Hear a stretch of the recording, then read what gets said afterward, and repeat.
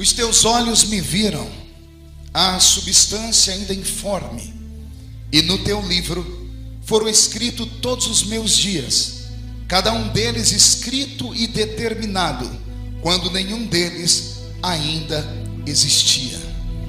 Eu vou ler mais uma vez esse versículo para ficar na nossa alma. Os teus olhos me viram, a substância ainda informe, e no teu livro foram escritos todos os meus dias, cada um deles escrito e determinado, quando nenhum deles ainda existia. Amém?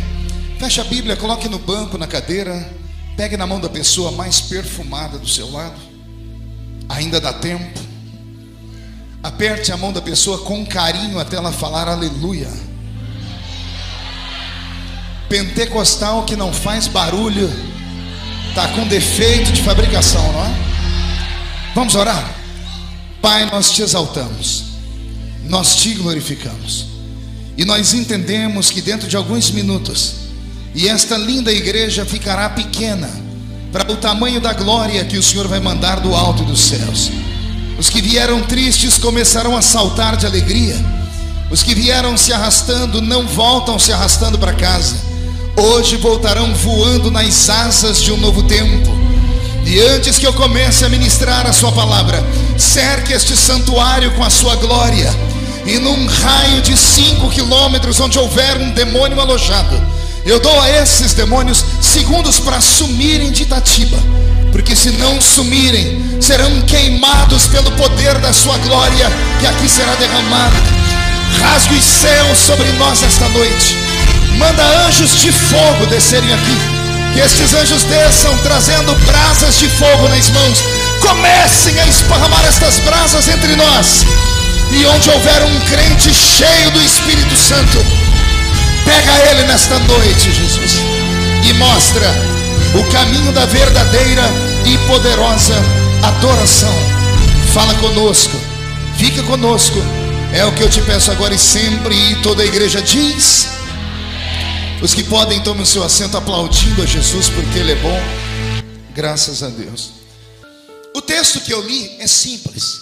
Aliás, o livro dos Salmos é simples. Todas as vezes que estamos em angústia, apelamos para o livro dos Salmos. E não há livro tão belo quanto o livro dos Salmos. O livro dos Salmos não pode ser chamado sequer de livro, na verdade, né? Porque um livro seria um conto, e um conto ele tem etapas, capítulos. E o livro dos Salmos não tem capítulos. Os Salmos são cânticos, são poemas, são desabafos. Ele começa no primeiro versículo e termina no último versículo do mesmo número. Por isso que nós não dizemos salmo, capítulo, porque não há capítulos em Salmos, existem números. O maior de todos os salmistas da Bíblia é Davi, e é ele quem escreveu para nós o Salmo 139. E é ele que vai nos fazer viajar no tempo, e se der para entrarmos dentro do coração de Deus, tentando entender a sua filosofia, porque Davi não era apenas um religioso, era um filósofo. O que é um filósofo, pastor? A palavra filosofia, ela vem do latim, é uma união de duas palavras, philos e sofia. A palavra philos seria amigo, irmão, e a palavra sofia seria sabedoria, inteligência. Então, quando você ouve falar que há um filósofo, você está ouvindo falar que há alguém que é amigo da sabedoria, dos pensamentos, da inteligência. Os filósofos são aqueles homens e mulheres que de vez em quando param para pensar na vida. E eu não sei até que ponto isso é bom. Eu li e vasculhei a vida de pelo menos uns 200 filósofos ao redor do mundo, de todos os tempos, principalmente os alemães e os russos, e eu descobri que todos eles terminaram em depressão profunda. Todos os filósofos de todos os tempos tiveram uma vida curta, e fazendo uma autoanálise eu entendi o motivo. Eles não viviam o dia presente, eles viviam o amanhã. Eles antecipavam o próximo mês, os anos a fio. E todo ser humano sabe que quando paramos para pensar na vida, a vida é em si uma grande angústia.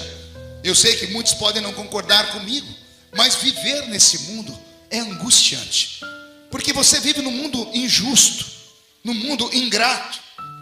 Foi Jó quem tentou discutir com Deus sobre a existência, E Deus teve que levar ele para uma filosofia divina. Quando Deus perguntou para ele: Jó, por que você reclama tanto? Onde você estava quando eu paria o mundo? Quando eu estava criando o mundo, você acha que eu também não tive crises? Era Deus dizendo assim: eu já sabia como seria o futuro, e mesmo assim eu apostei no futuro. Viver não é fácil. Viver é uma aventura. Só consegue viver nessa vida homens e mulheres determinados. Eu não disse fortes, eu disse determinados. Porque nesta vida nem sempre ganham os fortes, mas sempre ganham aqueles que têm vontade. É o que Deus essa noite procura entre nós. Deus não procura a sua força, Deus procura a sua vontade. Se Ele encontrar entre nós meia dúzia de homens e mulheres que tenham vontade de virar Itatiba de cabeça para baixo, o diabo vai ter que se mudar dessa cidade. Porque basta a nossa vontade. Davi, esse grande herói da Bíblia, esse grande personagem que deixou para nós dezenas de salmos, ele deixou para nós o Salmo 139. E esse salmo, querido Adilson, ele mexe com o meu imaginário. Porque sempre que temos a visão de um herói, esse herói para nós não envelhece. Eu estava há poucos dias atrás pregando na Inglaterra, e enquanto eu estava no camarim da igreja, colocaram um programa de TV e eu assistia uma cruzada do eterno pastor Jimmy Swaggart. E era uma cruzada linda no Brasil. E eu parei para ver aquela cruzada porque eu era garoto e eu estava lá pessoalmente. Eu até tentei me procurar no meio da multidão, mas eu era menor do que eu sou hoje, era impossível achar. Mas eu parei para ouvir o meu herói, o herói que eu cresci ouvindo pregar, que eu colocava a minha mão na televisão quando ele orava. A voz dele me encantava. O primeiro versículo em inglês eu aprendi decorando, ouvindo ele falar, quando ele recitava com aquela voz poderosa, dizendo: Happy is the nation whose God is the Lord. Feliz é a nação cujo Deus é o Senhor. E quando estava terminando a cruzada e eu rememorando os idos de 1900 e bolinha, terminou a cruzada e entrou um cidadão de rosto cansado, silhueta cansada, sem cabelos, óculos, os olhos desgastados, um óculos fundo de garrafa nos olhos, com a voz pesada, gordinho. E eu falei: quem é esse homem? Um apresentador de um programa. E daqui a pouco vem o nome dele embaixo: Jimmy Swaggart. E eu tomei um susto, porque na minha mente o meu herói nunca envelheceria. Eu estou citando isso porque todas as vezes que falamos de Davi, só lembramos dele em uma fase da vida. Lembramos do menino matando um gigante. Lembramos do pequeno menino, do menino de pequena estatura. Lembramos dele atacando um gigante e vencendo. Mas a vida de Davi não se limita a um fato. O tempo para Davi não parou. O relógio do tempo não deu trégua. O Davi que venceu o gigante não é o mesmo Davi que escreve o Salmo 139. Porque o Davi que escreve o Salmo 139 é um senhor antigo. Já é um homem de muitas e muitas décadas de existência. É um homem que estava talvez passeando pela sacada do seu quarto, e andar por aquela sacada não trazia muitas boas lembranças a ele, não nesta época, porque foi naquela sacada que um dia ele olhou e viu a mulher mais bela de Israel e por ela se entregou, Batseba, ou Batseba, como quiser. Ele estava observando a vida, deve ter ido para o banheiro e depois de olhar no espelho, o que ele viu mexeu com a estrutura dele. Ele não viu mais o menino que rodava uma funda. Ele não viu mais o menino de cabelos alourados e encaracolados. O que ele viu no espelho era o resquício de uma vida. Ele viu um homem de cabelos brancos, e não só cabelos brancos, brancos enraleados. Ele viu que as cãs brancas dele já deixavam aparecer o couro cabeludo. Ele não viu mais aquilo que um dos seus biógrafos chama de olhos brilhantes. Davi é o único homem da Bíblia que um dos seus biógrafos diz: ele tinha olhos brilhantes. Os seus olhos agora estão pesados, cheios de catarata. Ele olha para o seu corpo outrora viril, másculo, ao ponto de possuir qualquer mulher linda de Israel. E ele se lembrou que a noite anterior o frio era tamanho que colocaram 2 virgens para dormir ao lado dele na cama, e ele não sentiu reação nenhuma das químicas, quer seja o feromônio do sexo masculino, ou qualquer outra coisa mais, subiu ou fez alterar a sua respiração, sequer a temperatura do seu corpo. Porque o Davi que escreve o Salmo 139 é um ancião. Ele olha para suas pernas e o que é que ele vê? veias saltadas. Ele olha para o seu corpo e enxerga flacidez. Deve ter dado um sorriso e viu que os seus dentes estavam amarelados e tortos. Deve ter percebido que para ouvir as coisas já tinha dificuldade, porque os seus ouvidos não eram mais os ouvidos do pastor que estava lá no meio do deserto, quando escreveu sobre a corça que anseia pelas águas. E se Deus me der lembrança, daqui a pouco eu explico por que ele escreveu isso. Olha que coisa. Ele escreve agora o Salmo 139 em Ré menor. Ele escreve depressivo. Ele começa a dizer assim: ó Deus, a minha vida se resume ao Senhor nunca me perder de vista. A minha vida se resume em eu ter nascido para fazer a sua vontade. A minha vida se resume em eu ter nascido nessa terra não por vontade do meu pai nem da minha mãe, mas por vontade divina. Depois de perambular pelos poemas, depois ele dizer: eu nunca consegui me esconder de ti. Se eu colocasse a minha cama no alto da montanha, o Senhor lá estava. Se eu descesse ao mais profundo dos abismos, lá o Senhor também estaria. Para onde me fugiria eu da sua presença, Senhor? Depois que a depressão passa, Davi, como um filósofo, escreve um versículo que esse que ajudou a fazer esse ano os nossos 500 anos de protestantismo, um deles, como João Calvino, aplaudiria Davi. Porque talvez Calvino tenha embasado toda a teoria dele no Salmo 139, verso 16. Porque o calvinismo é aquela doutrina que diz que o homem é predestinado à salvação. Talvez o embasamento de Calvino esteja no Salmo 139 e verso 16. Porque aqui Davi está dizendo assim, respire fundo para ouvir. Olha o que Davi diz: todos os meus dias estavam escritos no seu livro, antes dos dias existirem. Vou falar de novo. Todos os meus dias, passados, presentes e futuro, todos os meus dias estavam escritos aí no céu. Eu sou só um personagem. E o Senhor é terrível, Deus. Eu imagino o diálogo e Deus dizendo assim: por que, Davi? Porque houve dias na minha vida que eu desejei a morte, porque a minha alma foi jogada no inferno. Houve dias em que eu queria viver 1000 vezes essa vida, como o dia que eu matei o gigante. Houve dias em que eu achei que o céu era por aqui, quando eu trouxe a arca da aliança de volta. Houve dias em que eu vi o Senhor me livrar da mão dos filhos de Anak, Talmai, Cesai e Aimã. E eu escrevi aquele Salmo 18 muito lindo assim, que está escrito assim: Senhor, o Senhor sentou nas asas de um querubim e voou sobre as asas do vento. Houve dias, Senhor, em que a minha vida estava em uma roda gigante e eu estava aí em cima, e aí em cima eu não queria que a vida terminasse. Houve dias em que a roda travou aqui embaixo e eu implorei pela morte. E hoje, no alto dos meus tantos anos, eu entendo que tudo na vida já estava predeterminado. Ou seja, entendo agora porque o Senhor não respondeu minhas súplicas quando eu gritava. Entendo agora porque o Senhor fica em silêncio muitas vezes. Porque o Senhor não é como eu que me desespero, porque eu só conheço agora. O Senhor já conhece lá na frente. No Salmo 139 tem uma resposta para você. Pergunte qual. Só falo se todo mundo perguntar.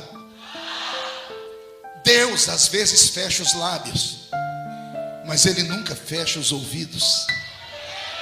Não, vou falar melhor. Deus às vezes fecha os lábios, mas Ele nunca fecha os olhos. Deus às vezes não interfere na minha vida nem na sua. Não é porque Ele seja um ser ruim, não é isso. Muitas vezes você deve ter, como eu, ficado triste com Deus quando lemos no alto da cruz Jesus olhando para o céu, e por um momento o lado divino dele faz ele enxergar além das nuvens. E o lado divino dele chamava-se Cristo. E o Cristo que está pregado na cruz olhou para o céu e não viu nuvem, não viu planetas. Ele viu o terceiro céu aberto e viu Deus Pai olhando pela janela da eternidade para ele. E no momento em que o Cristo vai dar um sorriso, Deus Pai fecha a janela. E aí Deus Filho é obrigado a fazer uma oração, que para não ferir os ouvidos dos que estavam com ele, ele resolve orar num idioma que já não existia mais, que é o aramaico. E ele diz assim: Eloi, Eloi, lama sabachthani. Não é um homem orando, é o único Filho de Deus, é o unigênito Filho de Deus. É ele dizendo: por que o Senhor me abandonou aqui? Quem nunca viu injustiça neste ato divino? Eu vi injustiça e chorei muito até o dia que eu entendi. Era Deus dizendo: eu não desci para tirar o meu filho, porque eu já conhecia o amanhã. Ouvir o choro dele na cruz foi delirante. Ouvir os gritos e a agonia dele era quase que uma morte para mim. Mas o que me consolava é Deus dizendo: foi saber o resultado daquela morte. É como se Deus dissesse assim: eu não tirei ele da cruz, porque senão não teria o culto em Itatiba hoje. Eu não arranquei o meu filho da cruz, porque se ele saísse da cruz, nenhum de vós estariam aqui hoje salvo. Poderiam agarrar o diabo pelo chifre e mandar o diabo para o limbo do inferno. O que eu quero dizer com tudo isso, que é para você nesta noite, pelo menos esta noite, descansar em paz. Eu venho nesta noite contra alguns demônios que atormentam o ser humano na existência. Um deles chama-se desespero. O desespero não é um sentimento, o desespero é um demônio. É um demônio que se aproveita da sua angústia, da sua fraqueza, do seu abandono, da traição, e senta do seu lado e cochicha no seu ouvido dizendo: desiste, abandona, vai embora, pede a morte, se mata. Tenha coragem de dar um rumo na sua vida. Abandona essa igreja, abandona a esposa, o esposo. Vai lá, mate aquele, mate aquela, se vingue. Esse é o demônio do desespero. E nesta noite a minha intenção é deixar o desespero desesperado. Não, você não entendeu. Eu quero que o desespero nessa noite procure um psicólogo, porque é isso que vai acontecer quando este culto terminar. Porque quando você veio para cá, demônios vieram com você. Mas eu não sei se você ouviu a minha oração. Eu pedi para eles se afastarem por 5 quilômetros. Então, como os demônios não têm celular, eles não sabem o que está acontecendo aqui. Na mente deles, esse culto vai terminar igual o último, o anterior que você participou. Você entrou, deu gritos de glória a Deus, ficou feliz, mas saiu. E antes de chegar em casa, a vida real brotou diante de você e você sofreu, teve angústias e dormiu chorando. O diabo está esperando isso. Mas essa noite, quando você sair daqui e ele olhar para você, ele vai ver você com um sorriso de orelha a orelha. Ele vai ver você dizendo assim: não tenho tudo que quero, mas tenho tudo que preciso. Vai ouvir você dizer assim: Deus deu e Deus tomou. Bendito seja o nome do Senhor.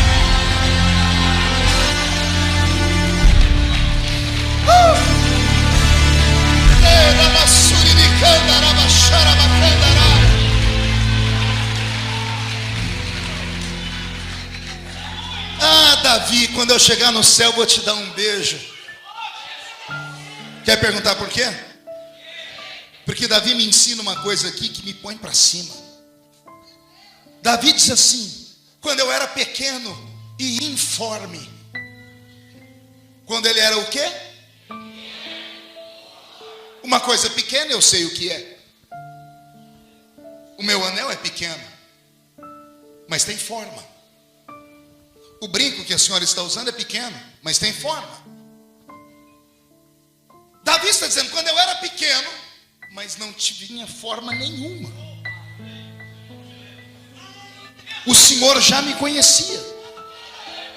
Quer viajar comigo? Vem comigo.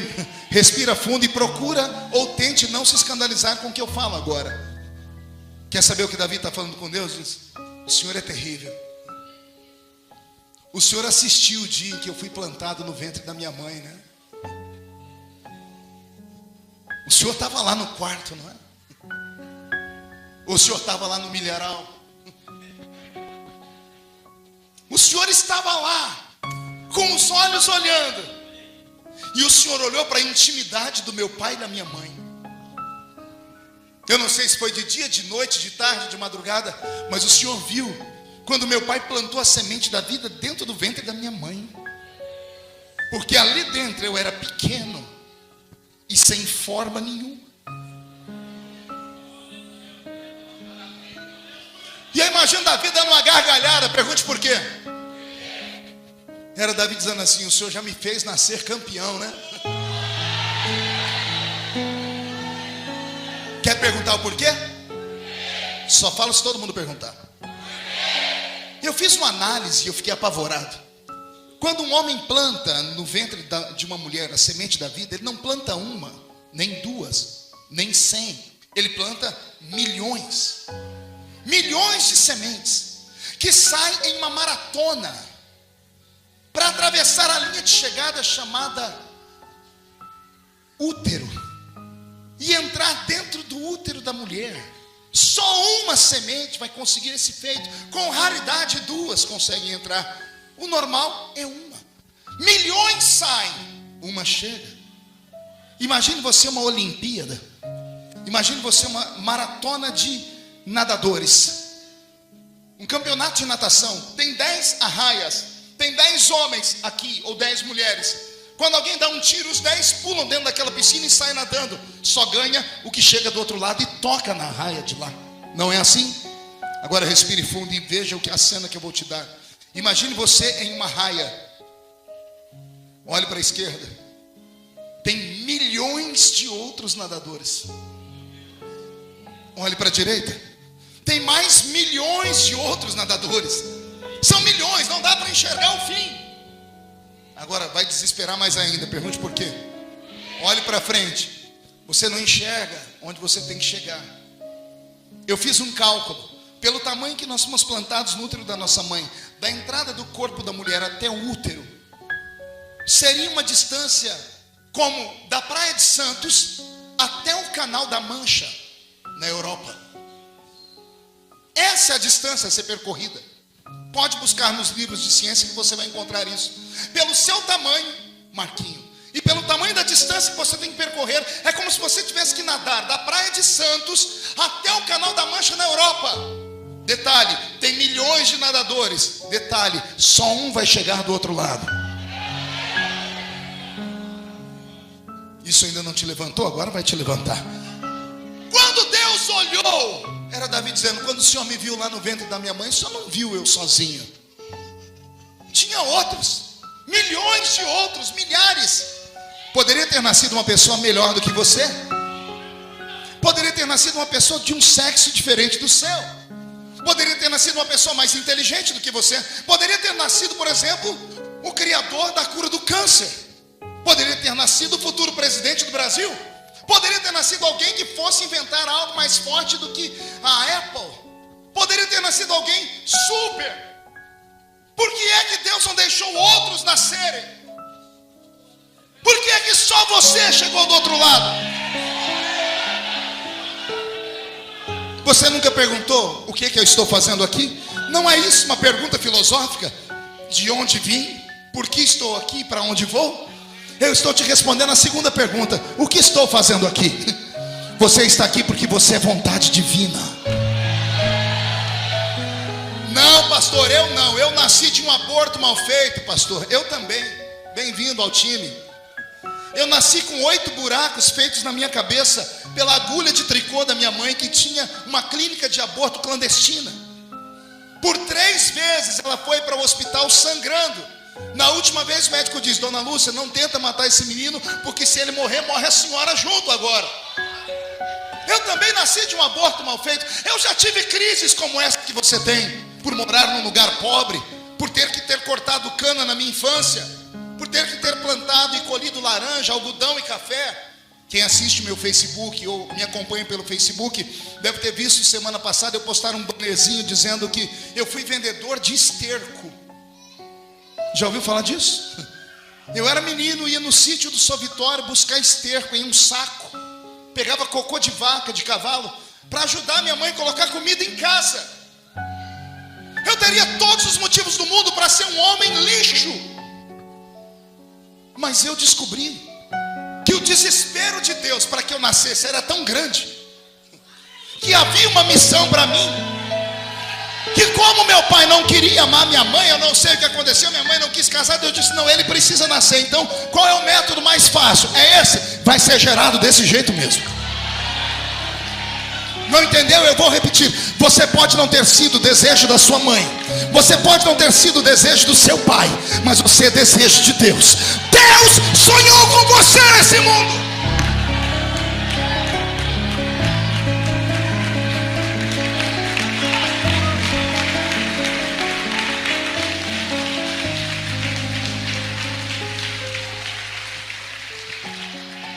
Você não é obra do acaso.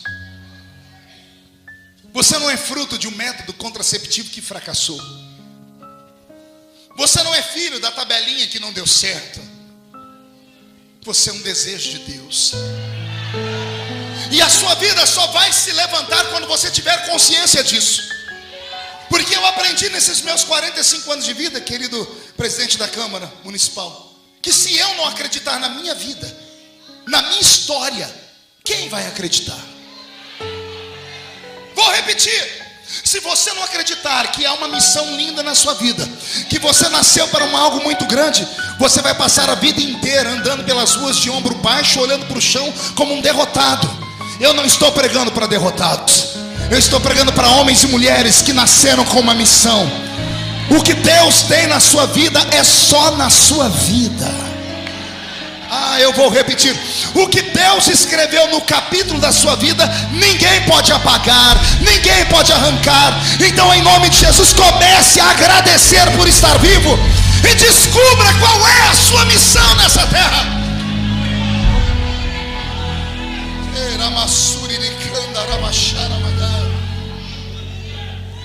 Tu me sondas e me conheces. Desde que eu era pequeno e sem forma, já vi uma faixa aqui, campeão. Ei, você venceu milhões na maratona da vida.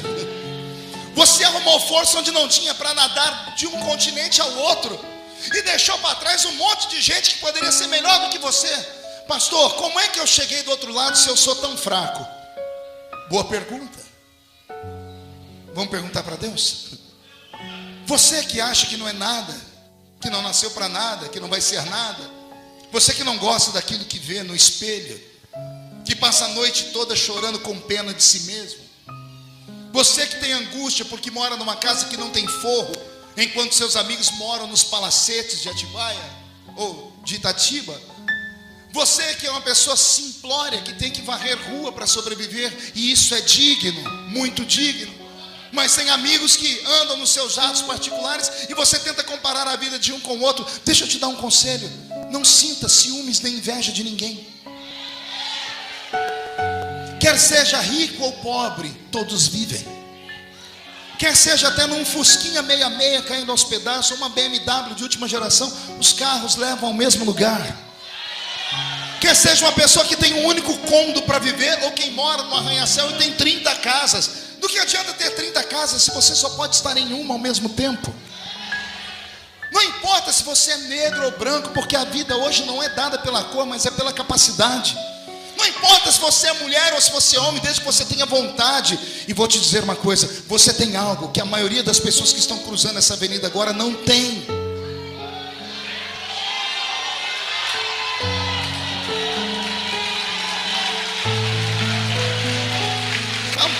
Eu nem falei o que era. Existem só 2 grupos de seres humanos nesse mundo. Não são 3, nem 4, nem 10. Só existem 2 grupos. O primeiro grupo são chamados de criaturas de Deus, e o segundo grupo são chamados de filhos de Deus. Quais grupos existem? Qual é o nome deles? Criaturas e filhos e criaturas e murcha a barriga, estufe o peito e se apresente para o seu irmão e diga: eu sou. E diga o que você é. Você não é criatura, você é filho. Eu estou pregando só para filhos. Como é que um filho de Deus pode entrar dentro da casa do pai e ficar me vendo o culto inteiro com esse braço cruzado, com essa boca travada, com esse olho seco parecendo olho de sapo que morreu no dia de enchente? Como é que você que é filho de Deus fica o culto inteiro em silêncio, com essa boca travada, essa boca de aço, essa língua de ferro, esse queixo de concreto? Você é filho.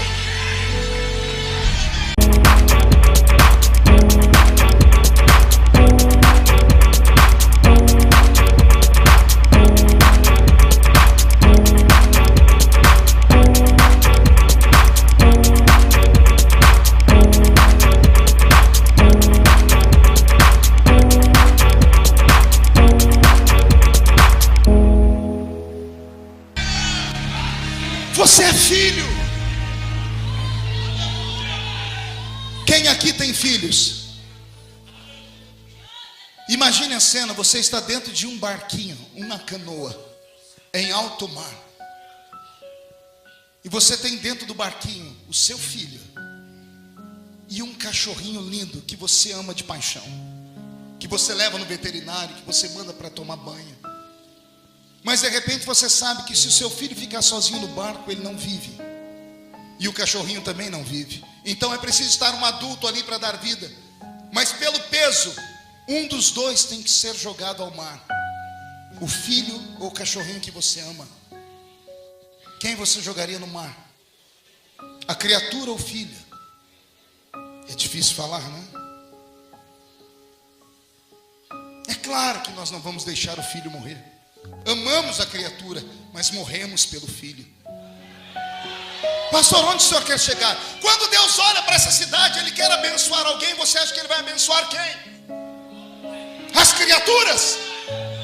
As criaturas que hoje, partindo para o final de semana, vão para a zona do Baixo Meretrício, vão se drogar, vão fazer de tudo. Ou para esse filho e essa filha, que vão passar a madrugada orando no alto de uma montanha. Não há nem o que reclamar. Eu não estou pregando para derrotados essa noite. Levante a mão direita para o céu. Faz um carinho nas costas do irmão. Diga, vai doer um pouquinho. Olhe para mim. Eu não estou pregando para derrotados, meu apóstolo, mas eu estou pregando para muitos filhos ignorantes. Filhos ignorantes, porque não sabem o que tem. É o texto da Bíblia de um pai que tinha 2 filhos e um foi embora e o outro ficou. Quando que foi embora, voltou, o pai fez festa, trocou a roupa, colocou um anel. O que ficou foi reclamar: porque o senhor deu tudo para esse que foi embora e para mim o senhor nunca deu nada? E o pai disse assim: porque você é um ignorante, porque você sempre esteve comigo, tudo aqui é seu. Você não fez churrasco porque não quis, você não fez festa porque não quis, tudo é seu.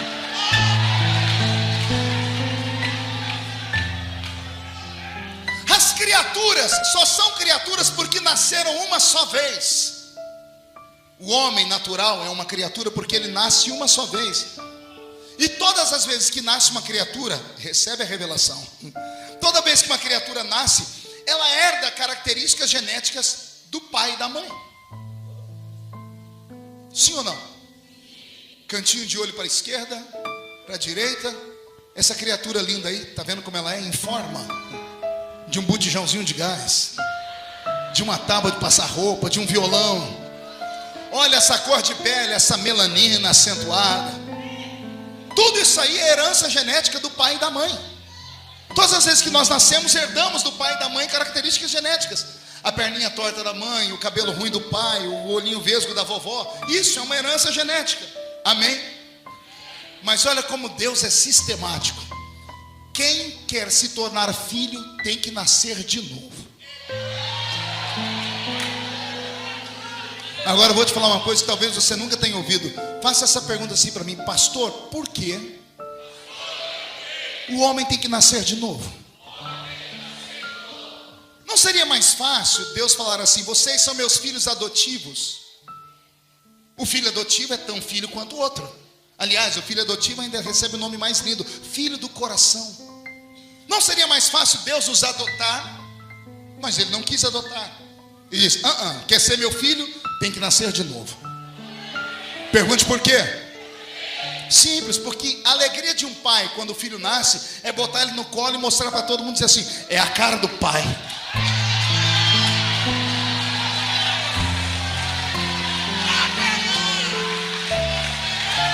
Você entendeu?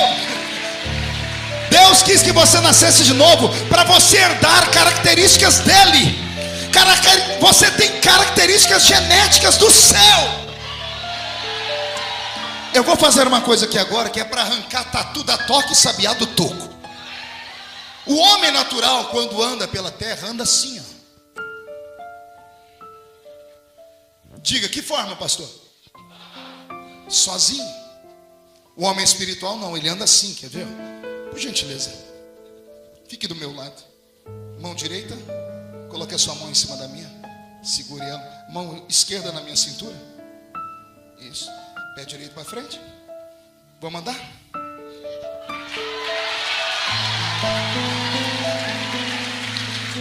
Que é isso, pastor? Então, quem já leu na Bíblia: porão a mão sobre os enfermos e os curarão? Olhe para a sua mão. Olhe para a sua mão. O que você enxerga aí? Dedos, anéis, falanges, unha suja, encardida, encravada. Você acha que essa mão cura alguém? Olhe para o seu pé. O que você vê no seu pé? Joanete, frieira, ou encardida, encravada, chulé igual do Robson, que só Jesus na causa. É isso que você vê. A Bíblia diz que onde a planta do seu pé pisar, Deus te dá por herança. Olha para mim. Você acha que é esse pé aí que toma conta da terra? Não. É o seguinte: o crente que nasce de novo, ele não anda sozinho. Quando ele vai orar por um enfermo e ele vai estender a mão, vai uma outra mão em cima da dele. Quando ele vai colocar o pé numa terra, não é só o pé dele que pisa, o outro pé dele que pisa. Pastor, o senhor é louco? Não, está escrito aqui: vós sois templo do Espírito Santo. Deus habita dentro de nós.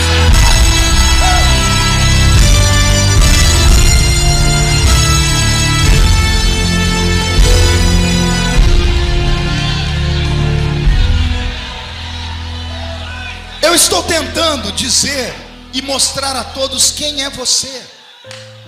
Quem se lembra quando o profeta Isaías vai falar do nascimento do Messias, quando ele diz assim: e o seu nome será Emanuel, que significa Deus conosco. Todavia, a palavra correta não é Emanuel. A língua portuguesa, a nossa Bíblia do português, foi traduzido do inglês. E antes do inglês era em alemão. E antes do alemão era em latim. E antes do latim era em grego. E antes do grego era em hebraico e aramaico. Então olha quantas traduções para chegar na língua portuguesa. Em inglês não existe o nome Emanuel. Inclusive na nossa Bíblia aparece com 2 M's. No inglês são 3 palavras separadas por 2 hífens. É in, tracinho, men, tracinho, el. Immanuel. Se fosse Emanuel, seria Deus conosco. Mas Immanuel não é Deus conosco. In é dentro. Men é homem. Vem de humus, terra. E El é o sufixo do nome do grande Deus, o grande El Shaddai, o grande Elohim. Então, Immanuel não é Deus conosco. Tem um magrinho aqui? Um bem magrinho? Não, aqui não tem nenhum bem magrinho aqui. Tem um magrinho? Tem um magrinho aqui? Cadê? Quem? Vem cá, magrinho. Vem cá, você de gravata cor-de-rosa. Ah, não, isso. Mas tem que ser rápido. Se for com esse espírito de tartaruga, eu já repreendo. Corre aqui. Vem cá. Dê sua mão aqui para mim. Deus conosco é isso aqui, ó. Você vai para casa, Deus vai com você. Você para, Deus para. Você recua, Deus recua. Isso é Deus conosco. Mas a palavra não é Deus conosco. É Deus em nós. Então, não é mais assim. É mais ou menos assim.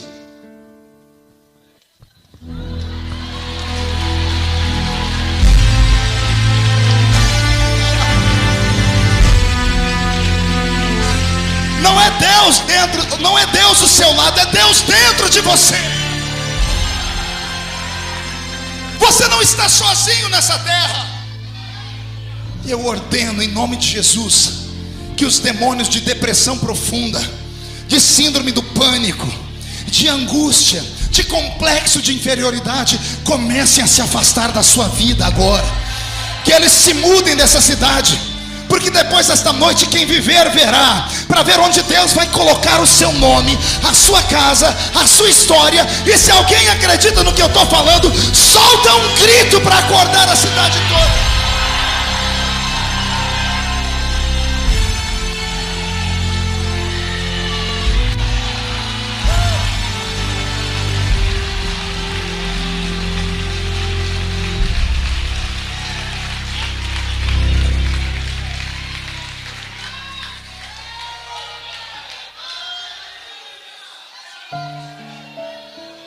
Davi está dizendo assim: eu me desesperei à toa,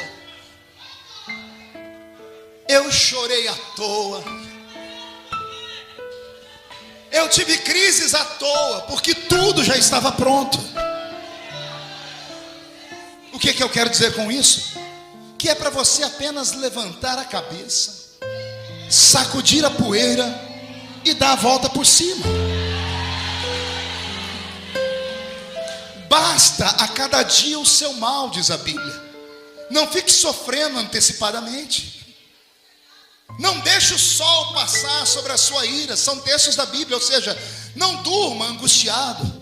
Não fique bravo com as pessoas demais. Tente levar uma vida diferente. Não compensa guardar mágoa. Perdoe. Perdoe aquele que é mais fraco do que você e não tem coragem de te pedir perdão. Não durma hoje sem mandar uma mensagem para o seu pai, para a sua mãe, porque pai é um só, mãe é uma só. Não existe pai com defeito para o filho. Essa é a sua família. Ame-a, respeite-a, viva da melhor maneira possível enquanto você está aqui, porque a vida é curta. Deixa eu te dar um conselho sobre a vida: não se vive duas vezes nessa vida. Não vale a pena guardar mágoa, rancor. Isso só faz mal para você. Entregue na mão de Deus. Não busque vingança, porque quando você busca vingança, você se arrebenta. Por isso que Deus disse: se você confia em mim, deixe que a vingança é minha. A vingança de Deus, Marquinhos, às vezes demora um pouquinho mais, mas dá certo. Não deixa sequelas. Entrega o teu caminho ao Senhor, confia nele, e o resto ele tudo fará. Aprenda com Davi. Pergunte o que, pastor? Observar as coisas e aprender. Eu disse no início da pregação que eu ia falar sobre por que Davi escreveu assim: assim como a corça anseia por águas, assim a minha alma anseia por ti, ó grande Deus. Muitas pessoas pensam que é porque no deserto a corça está e ela tem sede. Não é isso. Davi era caçador. E um dia ele assistiu uma cena. Como ele tinha pernas boas, ele assistiu uma cena. Ele viu de longe uma corça, e do outro lado ele viu um leão da montanha. E quando o leão viu a corça, o leão partiu para cima dela. Mas a corça corre mais, mas o leão tem mais força. Vai chegar uma hora que a corça não vai conseguir fugir mais, porque o leão tem mais robustez. E a corça pode perder-se de vista do leão. O leão não perde ela. Pergunte por quê? A corça, quanto mais ela corre, mais ela transpira. E quando ela transpira, ela exala um cheiro. Ela pode ir para onde ela for. O leão vai pelo faro. Davi correu para ver no que ia dar. Até que Davi chegou num lugar onde o leão chegou também. E Davi viu que o leão por um momento ficou frustrado. Pergunte por quê?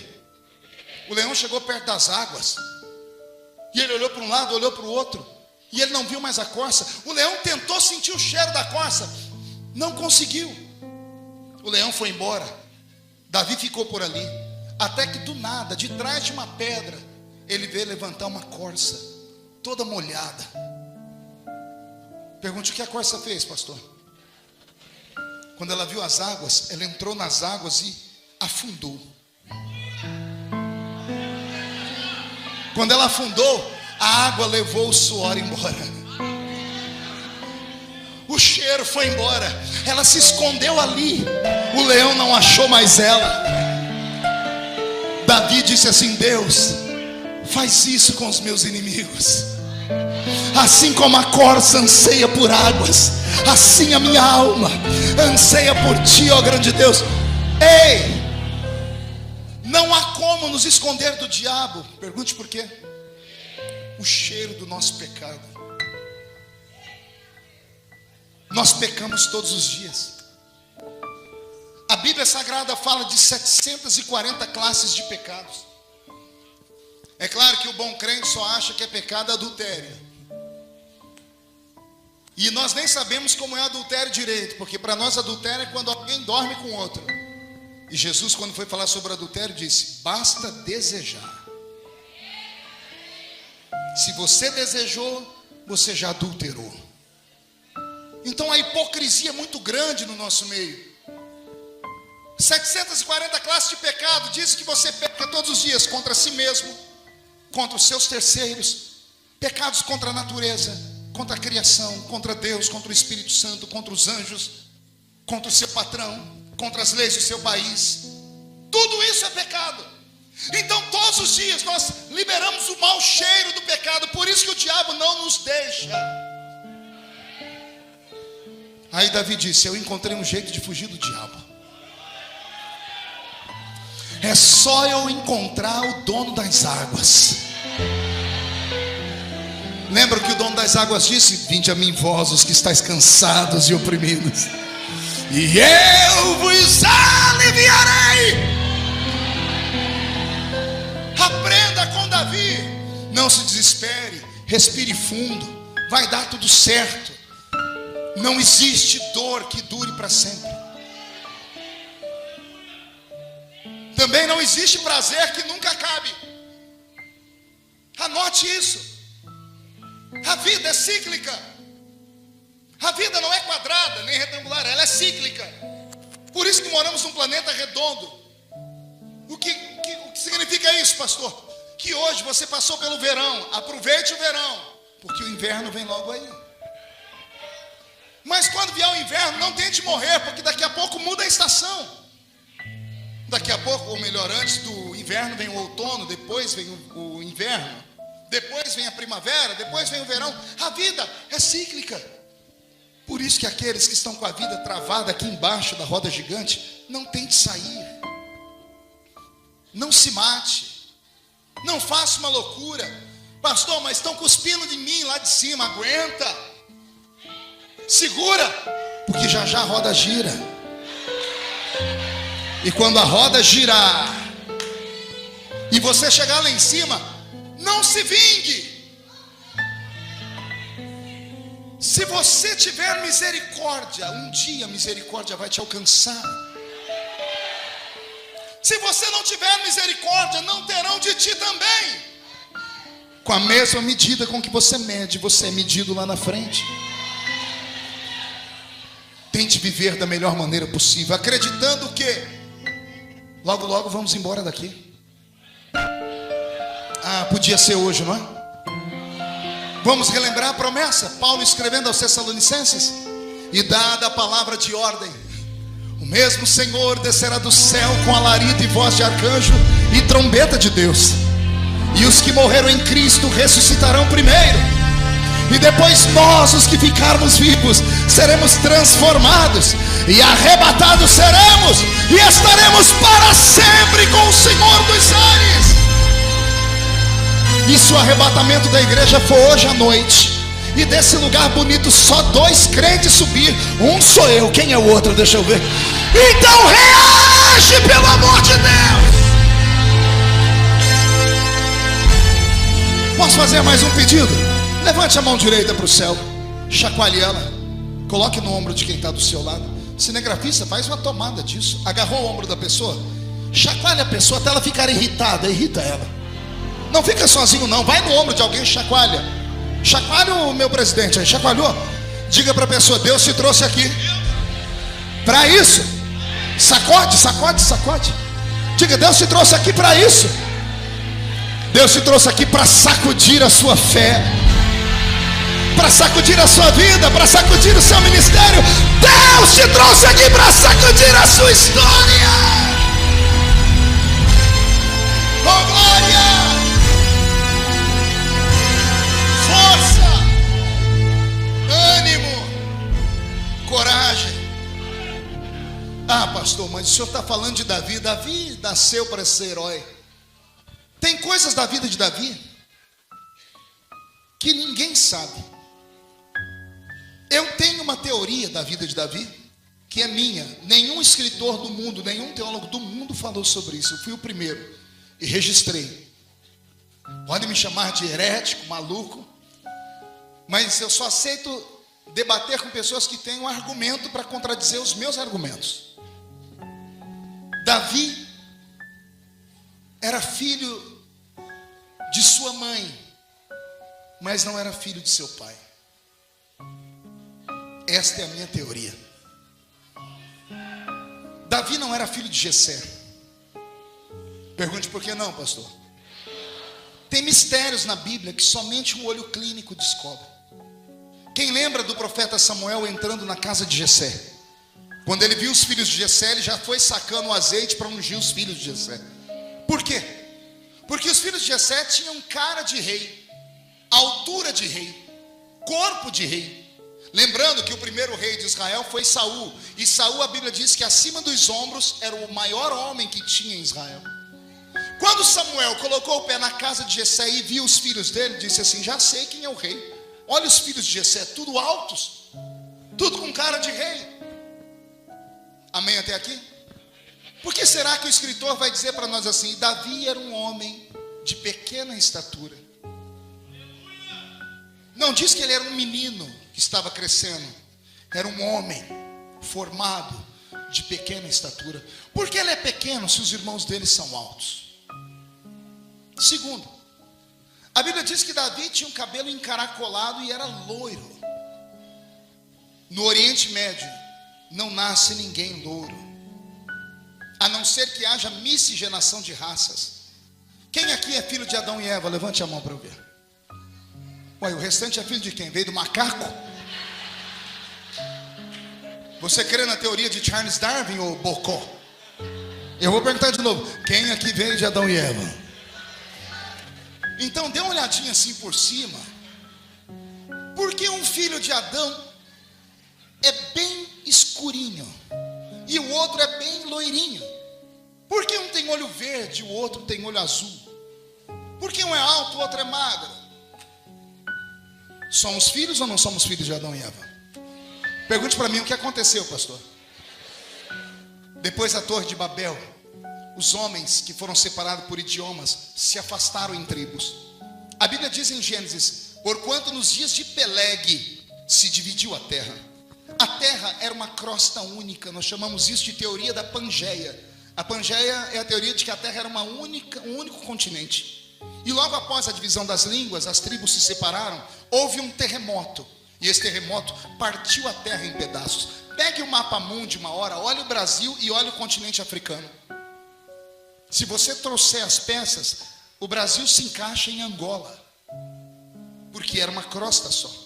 Foi assim que os homens se afastaram. Ao se afastarem, cada um ficou em um ambiente da terra, e esses ambientes da terra ficavam mais próximos ou mais longe do sol.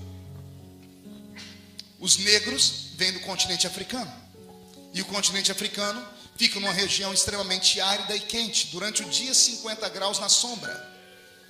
Quem aqui já foi tomar sol? O que acontece com a sua pele? Queima. Se ficar muito tempo, tosta, torre e dá doença. Então imagine que o ser humano tem uma habilidade que Deus deu a ele, que ele evolui e se adapta ao ambiente. Ele se adapta àquele ambiente. Para sobreviver no continente africano, depois de séculos e séculos, o corpo criou uma melanina e pintou a pele. Por que é que existe a cor negra? A cor negra, ela repele o sol. Ela é mais forte do que o sol. Pode ver que o ser humano negro, ele tem mais robustez física do que o branco.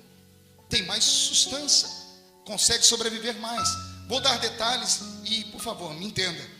Por que o negro africano tem um nariz maior? Pergunte para mim, por quê, pastor? Quem já passou um dia muito quente aqui em Itatiba? Você anda na rua que você quer encontrar uma sombra. Tenta respirar no calor.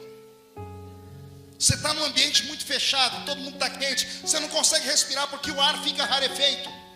No continente africano, como o ar é rarefeito, precisa-se de mais oxigênio. O organismo criou uma válvula, abriu as narinas para entrar mais oxigênio. Para entrar mais oxigênio precisa ter um pulmão maior. Por que os negros cantam tão bem?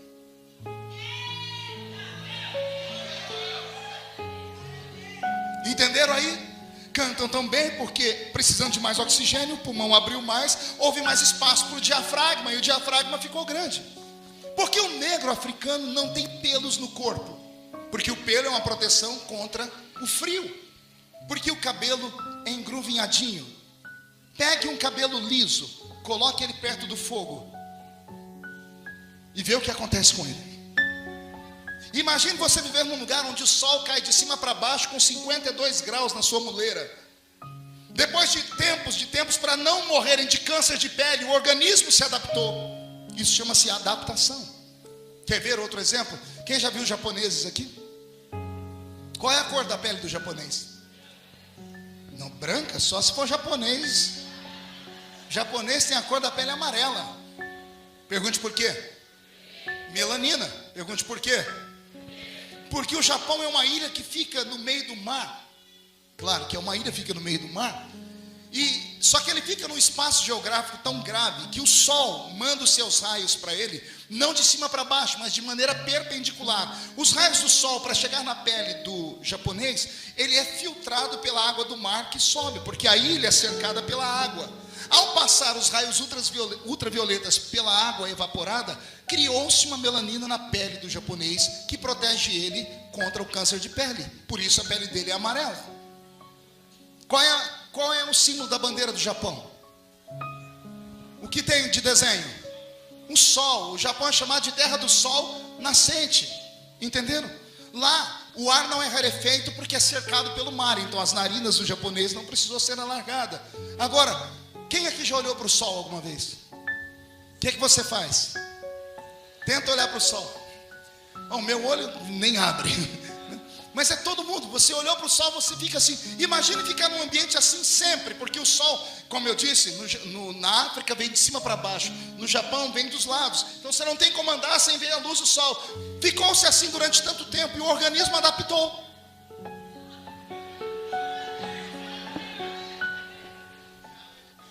Você nunca tinha pensado nisso, né? Porque o europeu tem cabelos lisos, é muito peludo e tem os olhos claros. Pergunte por quê, pastor? A metade da Europa passa 6, 7, às vezes até 9 meses sem sol, por causa do frio.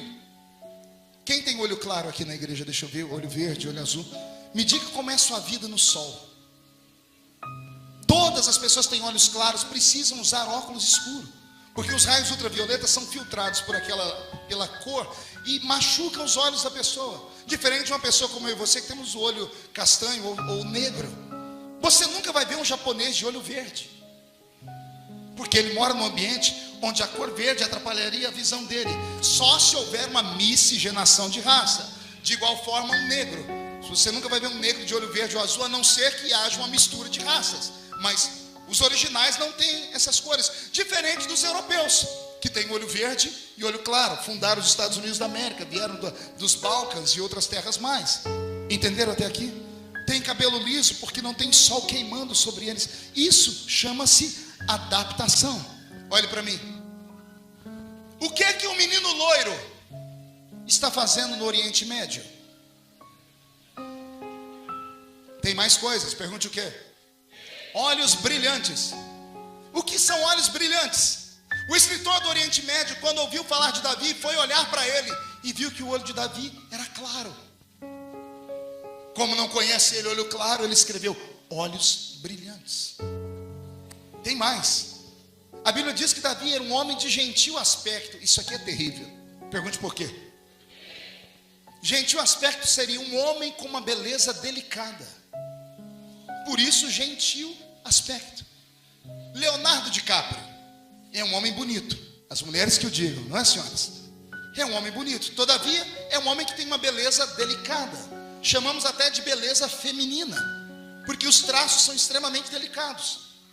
Quando a Bíblia diz que Davi era um homem de gentil aspecto, a Bíblia está dizendo que Davi era um homem bonito com uma beleza delicada. Se você quiser saber como era Davi, digite no Google Rei Davi por Michelangelo, e você vai ver que o grande mestre da Renascença fez uma imagem do rei Davi baseada nos escritos de São Jerônimo, a tradução de São Jerônimo na Septuaginta. Você vai ver um Deus grego. Você vai ver um Davi com um corpo perfeito, narizinho empinado, queixo bem feito, cabelinhos encaracolados. O judeu não é assim. O judeu tem o nariz torto, adunco, tem um semblante fechado. Veja os árabes. Lembra do rosto de um árabe? São todos primos naquela terra, são do Oriente Médio. Mas aí a Bíblia diz, Davi era um homem de uma beleza diferente. Era um homem pequeno, enquanto os irmãos dele são grandes. Tem olho claro, é loiro. Davi não é filho do pai dele. Vou te explicar agora a parte que mais dói. Quando o profeta Samuel chegou na casa de Davi, todos estavam lá, limpos e prontos para uma festa. Pergunte por quê? Nenhum profeta visitava alguém sem antes mandar um secretário na frente. Põe sua casa em ordem porque o profeta está vindo aí. Quando chegou a notícia na casa de Jessé, Jessé reuniu com a família e disse: temos um problema. O profeta está vindo aí. Ninguém conhece a história de Davi, porque eles moravam em fazendas. Ninguém sabe que Jessé tem um filho daquele jeito. Quando Jessé percebe que o homem de Deus vai entrar ali, Jessé diz assim: eu não posso deixar o homem de Deus entrar aqui e ver que tem na minha casa um pecado escondido. Pastor, a mãe de Davi traiu o pai? Não. Ela foi violentada. Foi violentada por um escravo europeu. Porque naquela terra antigamente existiam essas pessoas que viajavam de um país para outro em busca de aventuras e acabavam sendo escravizados. Possivelmente Jessé, como fazendeiro, comprou um escravo europeu. E na ausência do marido e dos filhos, esse homem deve ter estuprado a mãe de Davi. Você vai entender Davi escrevendo o Salmo 51: em pecado me gerou a minha mãe. Caiu a ficha aí?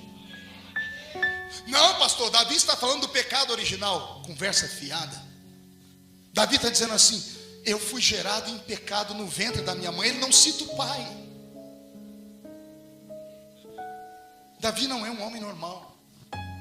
Quando ele está na casa dele, ele percebe o ambiente, os irmãos tomando banho, a mãe vestindo uma roupa de festa, a mesa de pães pronta, porque o profeta vai chegar. E Jessé chega nele e diz assim: Davi, meu filho, você não vai tomar banho, não vai colocar roupa bonita?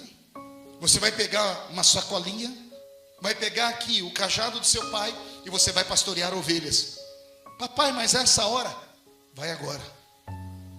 Davi vai sair e o pai diz: Davi, não são as ovelhas da frente da casa não. Você vai cuidar das ovelhas malhadas. Quantas vezes eu aprendi que ovelhas malhadas eram ovelhas que tinham a lã colorida. E não é isso. Ovelhas malhadas eram ovelhas marcadas por anomalias. Ovelhas que nasciam com defeito. Ovelhas que nasciam com 5 patas, 2 cabeças, sem lã, sem cauda. O judeu tem um respeito tão grande por ovelhas que eles não matam ovelhas. Você já ouviu falar como é que se mata uma ovelha? A ovelha, quando percebe que vai morrer, ela ajoelha e ela chora em silêncio. Por isso que a Bíblia diz: Jesus subiu ao alto do matadouro como ovelha muda, porque a ovelha não reclama. Por isso os judeus respeitam a ovelha. Então o pai de Davi diz assim: ao invés de você pastorear as ovelhas que ficam aqui na frente da casa, porque os transeuntes que passam podem vir aqui e querer fazer negócio com o papai, você vai pastorear as ovelhas que estão lá no fundo da casa, onde ninguém vê, aqueles monstrinhos. E Davi é obediente. Ele passa perto de Samar, seu irmão, e os outros estão todos perfumados, tomaram banho, a mãe está vestida, e o menino Davi sai de casa. Quando ele chega lá perto do aprisco, eu imagino a dor de sofrer preconceito em casa. Ó Deus falando. Filhos que sofrem preconceito e rejeição do pai, da mãe, da família, porque são diferentes. Davi chega perto daquelas ovelhas defeituosas, apóstolo, E ele começa a dar comida para elas, que quando a ovelha vê o pastor, ela se agrega a ele. Só que Davi vê que essas ovelhas são diferentes, são defeituosas, ninguém dá atenção para elas, mas mesmo assim elas têm um pastor que dá comida para elas. Davi está chorando e o Espírito Santo se move nele e diz para ele: chora não, Davi.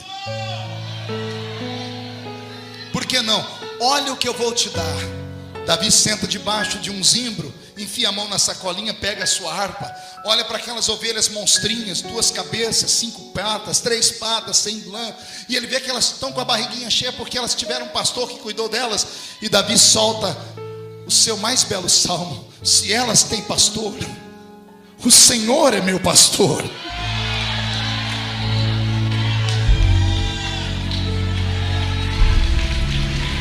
O Senhor é meu pastor e nada me faltará.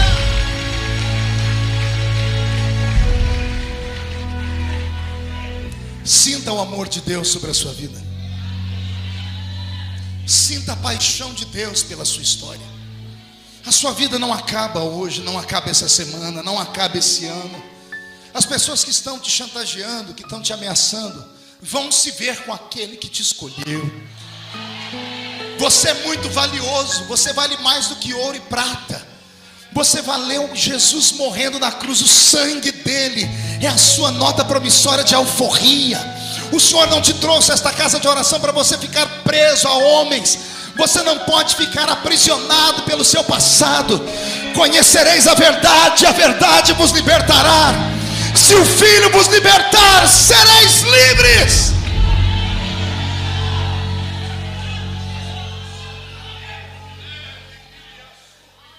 Eu encerro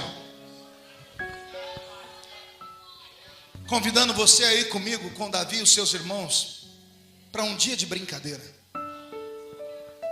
Davi é a rapinha do tacho, é o esquisito, cor da pele diferente, cor do cabelo diferente. Os irmãos têm sangue de judeu na veia. Davi tem sangue de artista, porque os europeus têm arte. Os irmãos de Davi vão lá numa árvore e começam a quebrar galhos. Tira uma faca, um cutelo, faz uma ponta, faz uma espada, um arpão, e começa a brincar de guerreiro. Davi vai na mesma árvore, procura o galho mais molinho que tem. Quando ele quebra o galho molinho, ele enverga o galho. Os irmãos olham para ele e falam assim: ô esquisito, que arma é essa que você está fazendo? Essa é diferente. Ele senta lá debaixo da árvore, pega aquele galho molinho, ele faz 14 cortes no galinho, 7 de cá, dá um espaço e 7 de cá. Ele enfia a mão na sacolinha e pega aquelas lãs de ovelha. Ele amarra naqueles dentinhos que ele fez, 7 de cá e 7 de cá. Quando ele enverga o primeiro, ele vira um arco. Ele amarra de cá e de cá. Aí ele amarra mais um, está todo mundo olhando para ele. De repente ele tem um arco com 7 linhas. E os irmãos tendo crise de riso: o que é isso, Davi? Que arma é essa? Vocês já vão ver. Ele estica e ele começa a dedilhar. Olha o que acontece.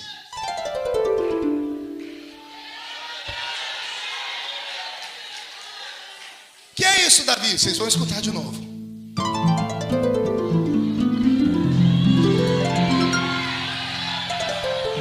Davi, o que você vai fazer com essa arma? Hoje eu ainda não sei, mas algo me diz que um dia eu vou usar ela. Mais tarde o rei Saul está endemoniado, não tem espada, não tem lança que expulsa o demônio dele. Davi entra lá dentro do palácio, tira aquela arma e começa a dedilhar. Na medida que ele vai dedilhando, o espírito maligno se convulsiona e sai, e o rei Saul é liberto. E a história de Davi começa a percorrer a terra. Por quê? Porque Davi não nasceu por vontade de homem. Davi nasceu por vontade de Deus. De Deus, de Deus, de Deus.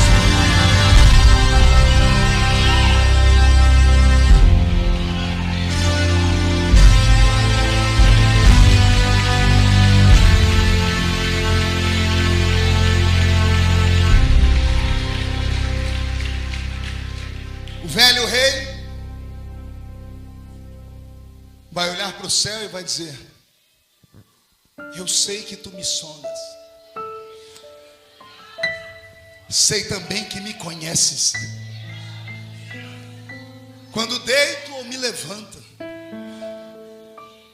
sei que ali também me amas.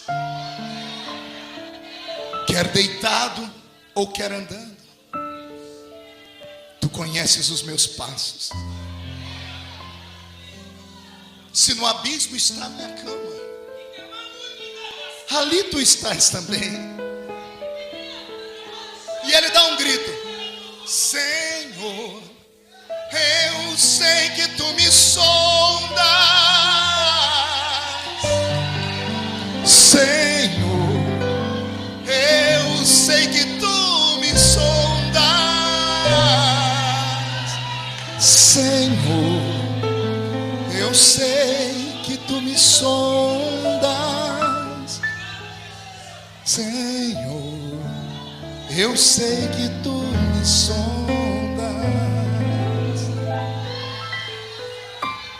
Eu não estou pregando para Maria nem para José. Eu estou pregando para os Davis nessa noite. Quando esse culto terminar e você sair por aquela porta, saia de cabeça erguida. Não desista